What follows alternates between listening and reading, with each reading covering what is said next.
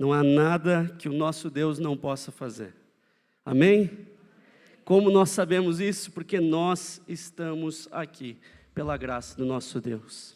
Não por força nossa, não por nossa capacidade, mas pela graça do nosso Senhor. Meus irmãos, nós estamos avançando no estudo das virtudes, exercitando a fé cristã. E hoje nós estamos iniciando uma nova temática, que é a fé. E a criançada lá embaixo está acompanhando também está estudando as virtudes do jeitinho deles. Olha só que legal. Exercitando a fé cristã, hoje eles estudaram Hebreus 11:1. Ora, a fé é a certeza daquilo que esperamos e a prova das coisas que não vemos. Olha aí a criançada fazendo atividade. Olha o Israel ali também, ó. Muito legal. Criançada aprendendo mais sobre a fé em Jesus Cristo. Porque a ideia, meus irmãos, é que todos nós, como igreja, nós venhamos a exercitar as nossas virtudes. E muita gente fala assim, as crianças são a igreja do futuro. Não, as crianças são igreja hoje. Eles são parte da nossa igreja. Eles aprendem junto conosco e aprendem de nós também. Então é muito importante que a criançada esteja aprendendo junto com a gente nessa caminhada de fé. Hoje, então, nós falaremos sobre o alicerce de tudo aquilo que vamos desenvolver. Nós vamos desenvolver as virtudes, que são muitas, mas antes de nós vermos cada virtude, precisamos ter a fé. A fé, meus irmãos, é o fundamento, é a base, é o alicerce sobre o qual as virtudes vão ser colocadas. E nas próximas semanas nós vamos ver várias virtudes. Nas próximas semanas vamos desenvolver várias virtudes. E precisamos entender que todas as virtudes vão ser importantes. Meus irmãos, vocês vão ter a tentação de alguns dias vocês pularem. Vocês vão falar assim, não, hoje eu acho que eu vou pular esse dia. Hoje eu não vou fazer o devocional. Gente, é igual a academia. Já viram o pessoal que pula o leg day, o dia de fazer pernas? O cara não fica daquele jeito ali, ó, fortão em cima e para baixo. Ó, tem gente se apontando aí, ó. Não pode pular o dia de perna não, tem que treinar a perna também. Da mesma forma, gente, a ideia é que nós estamos nos exercitando. E tem que ser todo dia esse negócio. Quem faz academia sabe, né? Tem que ser todo dia para pegar o hábito. Se parar um dia, já complica. Então fica o desafio para nós todos os dias nos exercitarmos juntos na fé cristã. E a fé, gente, a fé é o fundamento para isso. Eu diria, se a gente vai fazer essa analogia, que cada virtude é como se fosse um exercício, a fé é como se fosse o cardio, aquilo que você desenvolve para você ter saúde, para você poder fazer os exercícios. Sem fé, meus irmãos, nada mais é possível. Então essa semana vai ser fundamental. A fé é a base de tudo. Todo o resto depende da fé. Por isso nós vamos estudar o texto que a criançada está estudando lá embaixo. Hebreus capítulo 11, e nós vamos ver dos versos de 1 a 6. Hebreus 11, de 1 a 6. Está sendo projetado ali na versão NVT, se você quiser acompanhar na sua Bíblia, você também pode. Nós vamos ler esse texto, muita gente conhece esse texto. É um texto famoso, Marcelo com certeza já pregou nesse texto, né, Marcelão? É um texto muito pregado, mas às vezes a gente não vê os detalhes que estão por trás desse texto. Diz assim a palavra de Deus: a fé mostra a realidade daquilo que esperamos. Ela nos dá convicção de coisas que não vemos. Pela fé, pessoas em tempos passados obtiveram aprovação. Pela fé, entendemos que todo o universo foi formado pela palavra de Deus. Assim, o que se vê originou-se daquilo que não se vê. Pela fé, Abel apresentou a Deus um sacrifício superior ao de Caim. Com isso, mostrou que era um homem justo e Deus aprovou suas ofertas. Embora muito esteja morto, ainda fala por meio de seu exemplo. Pela fé, Enoque foi levado para o céu sem ver a morte. Ele desapareceu porque Deus o levou para junto de si. Porque antes de ser levado, ele era conhecido por agradar a Deus. Sem fé é impossível agradar a Deus. Quem deseja se aproximar de Deus deve crer que Ele existe e que recompensa aqueles que o buscam. Feche seus olhos e vamos orar agora. Deus, te pedimos, Senhor, te pedimos que a Tua Palavra agora ministre aos nossos corações, que a Tua Palavra nos conduza à Tua vontade, que venhamos tender a Tua direção, Senhor, para adaptarmos, redirecionarmos, mudarmos a nossa vida naquilo que nós precisamos, em nome de Jesus, amém. Eu gosto muito que esse texto fala de Enoque. Para quem não sabe, o nosso filho, eu ia falar filho do meio, mas agora a gente descobriu que são 4, né? Quem não sabia, a Ju está grávida de mais um menino, né? Então, eu sempre falo que o Enoque é o filho do meio, agora me complicou, né? Como é que eu falo? O Enoque é o segundo filho. E muita gente já brincou, e falou assim, o nome dele é Enoque, cuidado que Deus vai levar para ele. Muita gente já brincou, eu fico, meu Deus, misericórdia, né, Senhor? Vamos com calma. Mas veja, se a gente parar para pensar, não é algo ruim. Deus levou realmente Enoque de tão próximo que esse cara era de Deus. Enoque é um dos grandes nomes da Bíblia, mesmo que seja pouco conhecido. Agora o pessoal está perguntando qual vai ser o nome do quarto. Eu falei, Deus não escolheu ainda, Deus que tem que nomear. Se for por mim, vai ser Vilibaldo. O que vocês estão dando risada, gente? É meu nome, ué? Né? Eu sou Vilibaldo Pental Neto, aí vai ser Vilibaldo Pental quarto, né? Continuar a linhagem. Mas é que também é bom, né? Porque o bullying fortalece a criança, né? Então, se tu bota o nome assim, ele cresce mais saudável, assim, né? É verdade. Já pensou? Vai espalhando os Vilibaldos assim, né? É magnífico. Mas veja, quando nós olhamos para o fato de termos agora um quarto filho, é uma bênção de Deus. Porque se olharmos, não era nem para Ju estar aqui. Quanto mais gerando uma vida. Então veja que a fé, ela move montanhas. A fé, ela nos permite ver, gente, o inimaginável. Em setembro de 2023, eu nunca imaginaria que a minha esposa estaria hoje grávida de mais uma criança. Que a gente estaria sorrindo, se alegrando com essa notícia.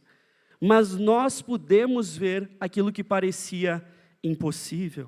Isso é porque a fé, gente, ela abre os nossos olhos.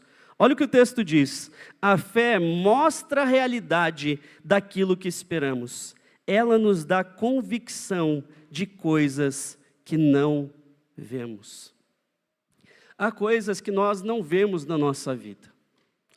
Há coisas que para nós não parecem possíveis, porque quando a gente considera os nossos erros, a nossa limitação, as nossas falhas, a gente olha e fala, Deus, isso é impossível. Mas pela fé, nós podemos ver para além. Nós podemos ter os olhos abertos para o espiritual. Em primeiro lugar, podemos abrir os nossos olhos para a esperança. Olha, o texto diz, a fé mostra a realidade daquilo que esperamos. Ela nos dá convicção de coisas que não vemos. Pelo que você precisa ter esperança? No que você precisa ter fé e você não tem conseguido ter fé? Eu digo que eu me achava um homem de fé, até encarar alguns desafios. Eu lembro quando a Ju voltou, muita gente falou, Ju, eu sabia que você ia voltar, sabia que você não ia morrer. E eu falei o quê? Eu não sabia. Eu não tinha essa certeza. Eu clamava a Deus por fé, porque eu não conseguia enxergar essa possibilidade.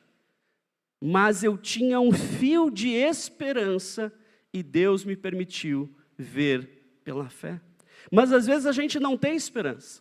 Eu lembro tempo atrás, quando eu e a Ju começamos a aconselhar um casal.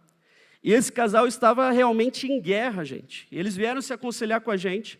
E assim, quando conversamos com ele, eu lembro que uma vez a gente foi visitá-los, e voltando para casa, eu falei para a Ju assim, amor, eu não consigo ver a possibilidade desse casal dar certo. Eu não consigo enxergar essa possibilidade. E eu lembro que a Ju falou, mas tudo é possível para Deus. Tudo é possível. Começamos a orar, começamos a ministrar com aquele casal. E hoje, gente, esse casal é bênção. Hoje esse casal está bem, está firme, não só entre eles, mas o que é mais importante, estão firmes e firmados em Deus. Aquilo que parecia impossível a olhos humanos é possível para Deus. O que é impossível na sua vida que você não está conseguindo enxergar? Creia, tenha esperança pelos olhos da fé. Segundo lugar, Deus abre os nossos olhos para a obra dele, para a obra de Deus. Olha só, pela fé, entendemos que todo o universo foi formado pela palavra de Deus. Pela fé, nós vemos a mão de Deus atuando. Gente, tem como a gente entender a criação do universo? Não tem.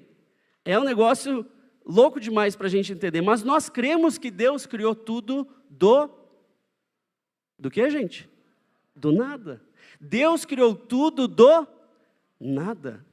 E não há como negar isso. Tem gente que fala, pastor, mas tem lá o Big Bang, né? O Big Bang nega que Deus criou o universo. Não nega, gente. Vocês sabem quem criou a teoria do Big Bang ou não? Um padre belga, Georges Lemaitre. Ele não criou para negar que Deus criou o universo, ele criou para desenvolver uma ideia de como ele pensou que Deus criou o universo. Veja, depois que as pessoas manipularam a informação, depois que as pessoas mudaram e falaram, olha, existe uma outra possibilidade sem Deus que é o Big Bang. Não há possibilidade sem Deus. Não há. Porque Deus criou o universo. E não há como nós negarmos se nós considerarmos que isso diz respeito à fé. Mas há como entendermos? Não. Há como entendermos que Deus ressuscitou Jesus Cristo? Não. Às vezes a gente tenta maquinar, justificar, né? Lembro que tempo atrás eu vi uma notícia. Homem é engolido por baleia nos Estados Unidos, fica tantos dias e sobrevive. E aí eu vi o pessoal postando e colocando assim, viu? Eu falei que a Bíblia era verdade. Eu falei, mas precisa uma notícia sair para você saber que a Bíblia é verdade? Meus irmãos, o que a Bíblia afirma não depende de provas, depende da nossa fé. Se um cientista falar, não, é impossível um peixe engolir um ser humano e ele sobreviver, isso vai mudar a minha fé? Eu vou falar o quê? Então Deus fez o impossível. Meus irmãos, entendam. Deus não é um Deus que faz o que é provável ou aquilo que tem bastante possibilidade. Deus faz o impossível. Mas a gente, às vezes, não tem fé suficiente. Às vezes, eu mesmo me vejo orando, descrendo que Deus vai trazer a cura. Veja, quando a gente ora por uma gripe, a gente sabe que Deus vai curar, né? A pessoa vai curar em algum momento, provavelmente. Então é fácil de orar. Mas quando a gente ora por um câncer, quando a gente ora por qualquer doença, nós devemos crer que Deus tem poder para curar. Você crê nisso? Deus tem poder. Como que eu sei? Porque Ele faz de ossos soldados. Porque Ele refaz todas as coisas. O Criador da vida não tem limites. O Criador da vida pode fazer tudo do nada. Tempo atrás, tinha gente aí conversando sobre se pode cremar crente ou não pode. O pessoal com medo, Rogério. Sai mais barato, né, Rogério? Eu já falei para a Ju, quando morrer pode me cremar. E o pessoal tem medo. E eu fico assim, mas por que tem medo? Não, porque vai que precisa, né? Precisa do quê? Vai que Deus precisa de um ossinho para ressuscitar a pessoa? Que isso, gente? Deus não precisa de nada. Volta para o pó. Imagina um cara que foi enterrado há sei lá quantos mil anos atrás, não sobrou nada, quase igual queimar. Então veja, às vezes a gente tem uma falta de fé, a gente não percebe. Cremos num Deus que pode todas as coisas. E se Ele pode todas as coisas, Ele atua na sua e na minha vida. E às vezes a nossa falta de fé nos leva a enxergar a ação de Deus como uma mera coincidência. Você já viu aquela coincidência na sua vida que você falou, isso aí é difícil demais de acontecer, já viu ou não?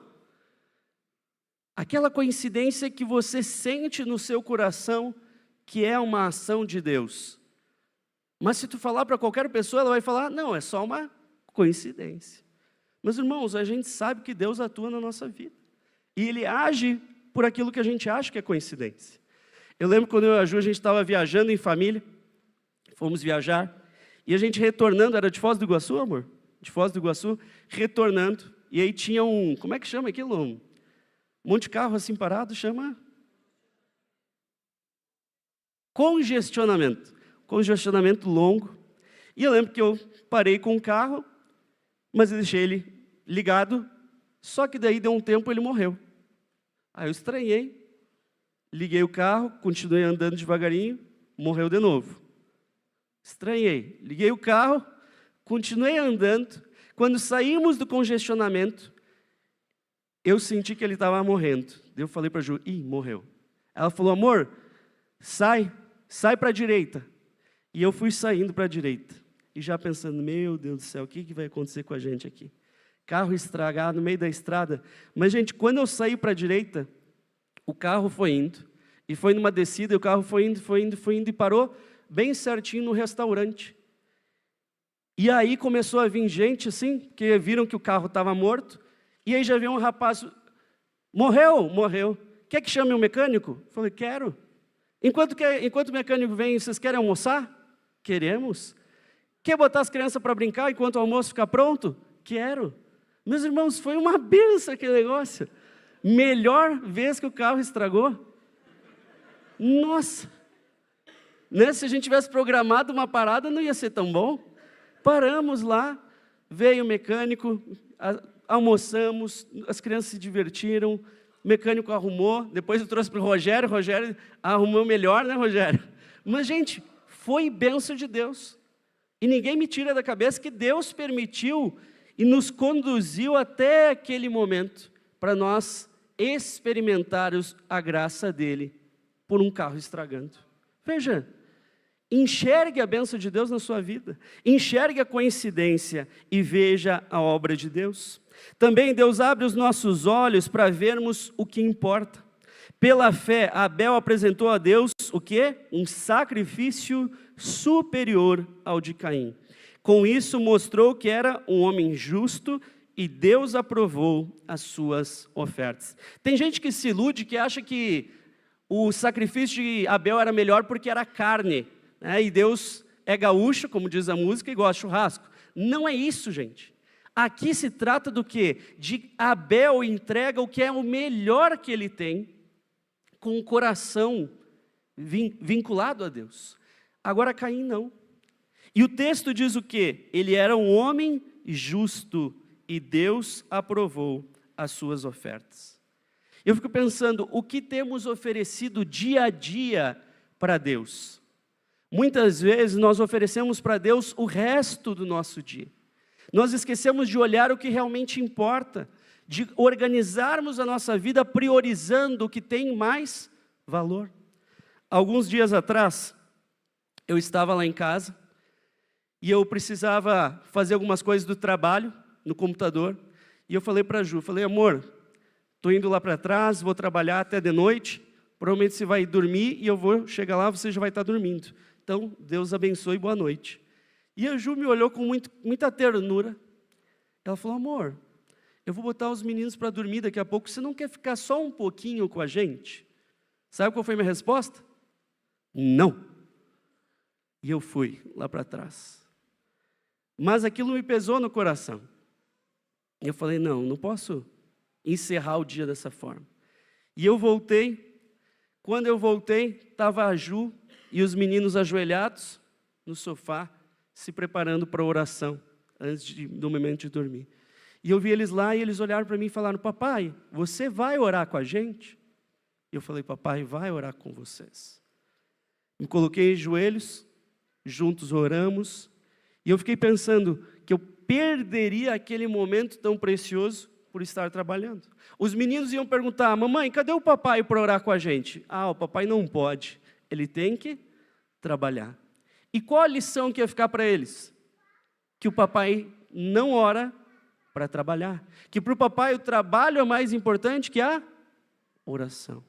Meus irmãos, é fundamental que as crianças vejam a gente orando.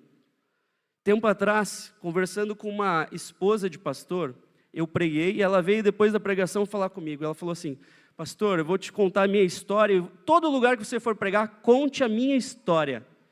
Ela falou: eu sempre orei pelos meus filhos, mas eu orava de madrugada no meu quarto ajoelhada. Sempre. Meus filhos cresceram e um dia eu cheguei para minha filha e falei: filha, você tem que orar, tem que ter vida com Deus. E a filha falou assim: mas você não ora? Ela falou: mas eu oro. E a filha falou: mas eu nunca te vi orar. Eu nunca te vi orar. Veja, e ela falou: pastor, fale para os pais não apenas orarem, mas também orarem junto com os filhos, para eles verem os pais orando. Sabe por quê? Porque a fé, ela não somente abre os nossos olhos, mas ela também testifica a nossa vida. Nós precisamos testificar a nossa fé, e a fé vai testificar a nossa vida também. Pela fé, pessoas em tempos passados obtiveram a aprovação. Veja, pessoas em tempos passados tiveram a aprovação. Gente, alguém poderia me trazer um copo de água, por favor? Não quero... Tem aqui? Onde? Oh, maravilha!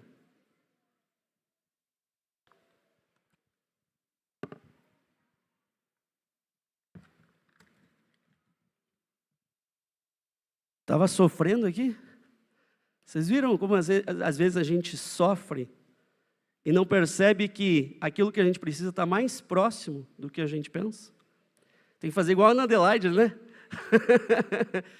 Mas é verdade. Muitas vezes a gente sofre sem perceber que o que a gente precisa está uma oração de distância. Veja, a oração é fundamental. E a oração e a vida de oração vai testificar a respeito da nossa vida de fé. Mas veja, testifica a nossa vida em primeiro lugar para além de nós.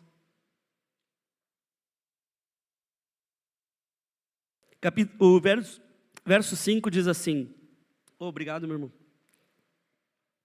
Porque antes de ser levado, Enoque era conhecido por agradar a Deus. A gente sabe muito pouco de Enoque, só sabe que ele andou com Deus e Deus o tomou para si, perfeito? É o que a gente sabe. Mas ele era conhecido por andar com Deus. E eu fico me perguntando, pelo que nós somos conhecidos? Se eu fosse lá no condomínio que você mora, na rua que você mora, na sua vizinhança, e perguntar lá, né, pessoal, quem é o Rogério? Né? Quem é a Ju? Quem é o Marcelo? Pelo que vocês acham que seriam descritos? Como vocês são conhecidos? Eu me assustei com essa notícia aqui, gente, olha só. Saiu no O Povo, fofoqueira profissional. Mulher faz fortuna vendendo fofocas sobre seus vizinhos. E aí ela coloca ali, comprei 2 casas. Veja, gente, se há alguém lucrando com a fofoca, é porque tem pessoas consumindo. E tem que muito querer consumir uma fofoca para dar dinheiro para essa mulher suficiente para ela comprar casas. Por que isso? Porque hoje a fofoca é algo que tem marcado a nossa sociedade. Será que não há pessoas que são conhecidas pela fofoca? Tempo atrás eu estava conversando com um amigo meu, e aí ele pegou e falou assim, Vili, só não conta isso para o fulano de tal. Eu falei, não, cara, não vou contar para ninguém. Ele falou, não, mas eu especificamente para o fulano de tal, porque eu sei que é muito seu amigo. Eu falei, é muito meu amigo. E ele falou, é um grande fofoqueiro. Eu falei, puxa vida, é assim que o cara é conhecido? Eu falei, não, mas eu não conto as coisas nem para a Ju. Tem gente que acha que a Ju sabe um monte de coisa pastoral, eu não conto as coisas pastoral para a Ju. Teve já irmão que chegou assim para a Ju, né? Não, então, como você sabe, tal coisa e tal. Dela, como assim eu sei? Não, o pastor certamente contou para você. Não contou nada. Então veja, a gente tem que cuidar o que a gente fala. Muitos são conhecidos por serem fofoqueiros, por espalharem as coisas. E às vezes vem com aquela desculpa, não, tem que orar pelo irmãozinho, porque está acontecendo tal coisa com ele. Sabe o que está acontecendo? Vamos orar por... É complicado. Pelo que você é conhecido? Eu coloquei ali como exemplo isso, mas veja, talvez você seja conhecido como o estourado, o brigão, né? O que não leva desaforo para casa. Eu não sei, mas nós devemos ser conhecidos pela nossa fé. Dou graças a Deus que lá no condomínio a Ju tem sido conhecida pela fé dela. Eu coloquei esse exemplo ali, não da fofoqueira, o de baixo, para falar da Ju. Gente, é lindo de ver, realmente. Por quê? Porque ela virou uma referência para muitas pessoas que sabem da fé dela e quando precisam de ajuda, vão até ela. Veja, alguns dias atrás uma menina foi correndo, bateu na nossa porta, entrou, tia Ju, preciso falar com você. Contou que ela estava passando, que as outras meninas estavam incomodando. E eu fiquei pensando, puxa, a menina não contou nem para a mãe dela, ela veio contar para tia Ju. Porque a tia Ju é vista como alguém que tem sabedoria para ajudar quem precisa. Eu fico pensando no Sérgio. Veja, o Sérgio é conhecido aqui na igreja por aquele que nos ajuda na parte física, não é? Se alguém passa mal, baixa pressão, qualquer coisa, a gente já chama o Sérgio. Mas vocês viram que no trabalho ele já está sendo conhecido como alguém que vai para além disso. Lá não falta médico, mas ele tem algo a mais. Todos lá são conhecidos por serem médicos, mas ele lá não é visto como só o doutor Sérgio, mas como alguém que tem fé, alguém que tem esperança, alguém que tem algo mais para oferecer. Nós precisamos testificar da nossa vida para além de nós mesmos, também para além da nossa vida. Que legado nós vamos deixar? Embora há muito esteja morto sobre Abel, ainda fala por meio de seu exemplo. Quantas pessoas deixaram exemplo para nós? Hoje eu estava vendo o vídeo da viagem missionária, lembrando do Betão e da Antônia. Lembrando das viagens que eu fazia de carro com eles, das vezes que eu via a Antônia cortando cabelo e evangelizando, ou cortando meu cabelo e eu não precisava evangelizar, mas ela já trazia uma mensagem para nós. Veja, que legado de fé que esses dois deixaram para nós. Legado de acolhimento. Eu ia para a casa deles todo final de semana praticamente, e eles me receberam com amor e carinho. E quantos aqui? Eu falando quantos, balançando a cabeça, concordando, porque experimentaram esse legado que eles deixaram. Um legado de vida, gente. E é isso que fica. Mas esse legado, ele pode ainda ultrapassar, ir para além do tempo. Veja, Betão e Antônia, nós conhecemos eles. Mas quantos deixaram um legado que nós nem conhecemos?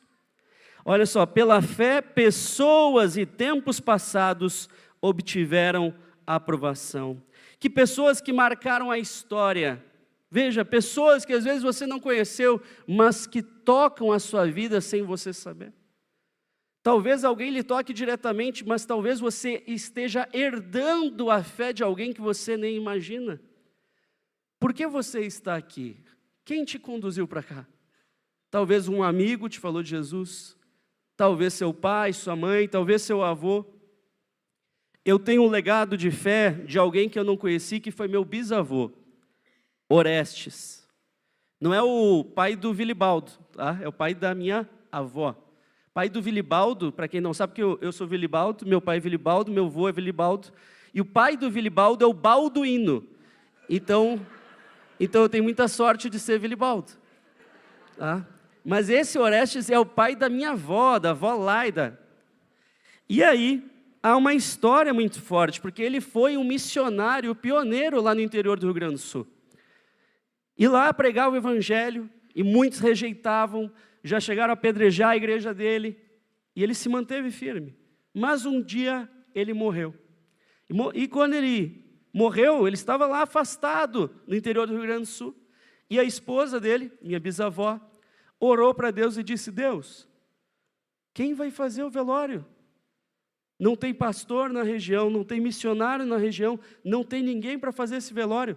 Deus, honra o legado de fé dele. Então minha família conta que do nada apareceu um jovem missionário lá. E ele foi, ninguém conhecia, e ele falou, é aqui que faleceu um pastor, eu vim para pregar. E ele foi, pregou no velório, e quando encerrou o velório, ninguém mais viu ele. Minha bisavó sempre dizia que foi um anjo de Deus. Talvez foi um anjo, talvez foi um missionário, porque anjo significa enviado. Talvez Deus direcionou para aquele missionário ir lá para levar a palavra, para tocar o coração da minha bisavó. Veja o legado de fé do meu bisavô, que eu nem conheci, mas que passou para minha avó, que passou para minha mãe, que passou para mim. Hoje pela manhã na EBD eu falei dos salmos, minha avó amava os salmos. Eu lembro que eu decorava os salmos para recitar para ela. Ela deixou um legado na minha vida. Mas eu fico pensando que essa história foi marcada profundamente por alguém que teve fé, pediu para Deus e Deus conduziu um anjo a trazer a mensagem para ela. Meus irmãos, eu não sei o que te conduziu para estar aqui, mas eu sei que Deus me conduziu para trazer essa mensagem de esperança e de fé. Trazer uma mensagem te dizendo que a fé, sim, ela pode fazer algo impossível aparentemente, que é te aproximar do Deus Criador. A Bíblia diz, sem fé é impossível agradar a Deus. Quem deseja se aproximar de Deus deve crer que Ele existe e que recompensa aqueles que o buscam. Veja, nós devemos agradar a Deus para nos aproximarmos dEle, mas nós também precisamos acreditar em Deus.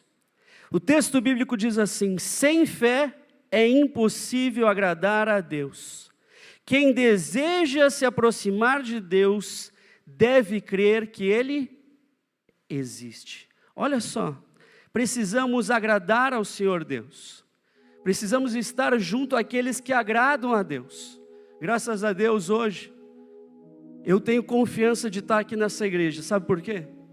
Porque eu vejo o compromisso do pastor Ilquias, orando e buscando a direção de Deus para agradá-lo em tudo que nós fazemos.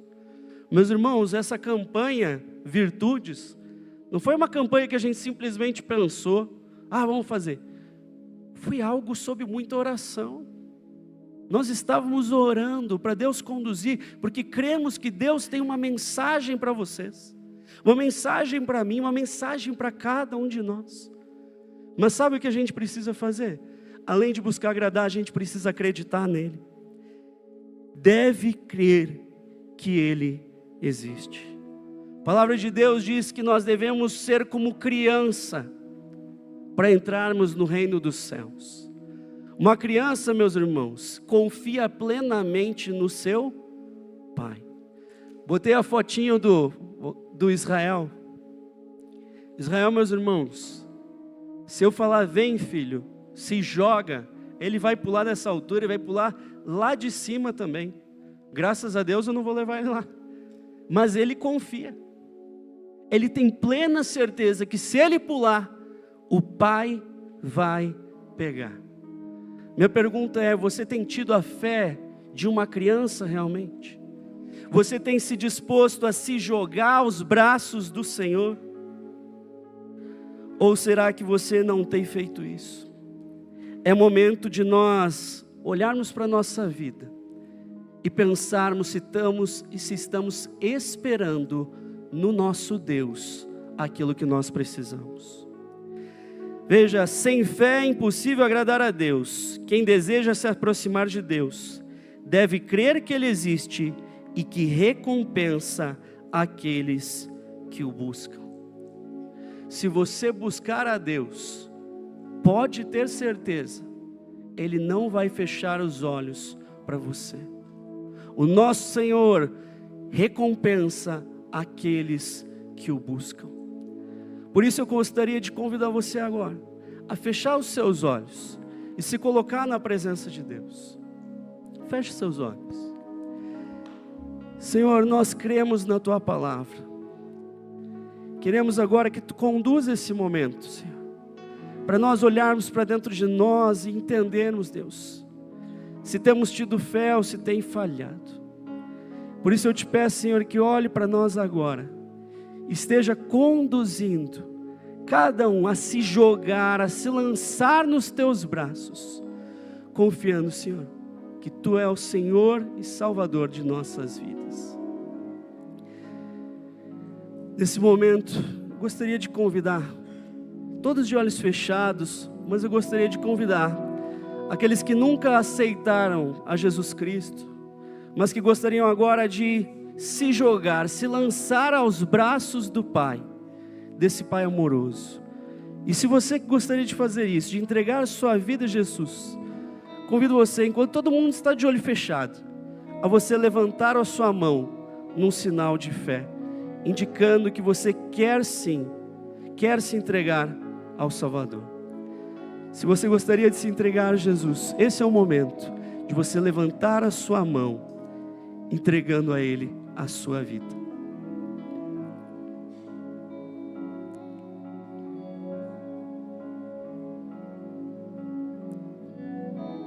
Amém. Amém. Amém. Que Deus abençoe. Pode baixar. Da mesma forma, talvez tenha algo pesado no seu coração. Talvez tenha algo que demanda que você tenha fé, mas você tem vacilado. Você tem duvidado do poder de Deus, você tem duvidado da promessa de Deus. Mas talvez agora seja o momento de dizer: Senhor, eu creio na Tua promessa. Eu creio, Senhor. Por mais que não pareça, por mais que pareça impossível, eu creio, Senhor, na Tua palavra para mim. Se você gostaria de entregar agora algo ao Senhor dessa forma, convido você com o mesmo sinal, levantar a sua mão, em sinal de rendição a Deus. Amém, amém, amém, amém, amém, amém, amém. Deus, somos gratos, Senhor. Somos gratos porque Tu nos conduziu a esse lugar. Somos gratos porque cremos, Senhor, no Teu poder, no Teu amor. Cremos na transformação através do Teu poder. E cremos que isso acontece em nós quando temos fé.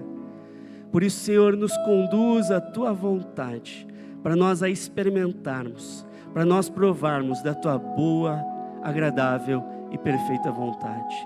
Essa é a nossa oração. Em nome de Jesus, amém.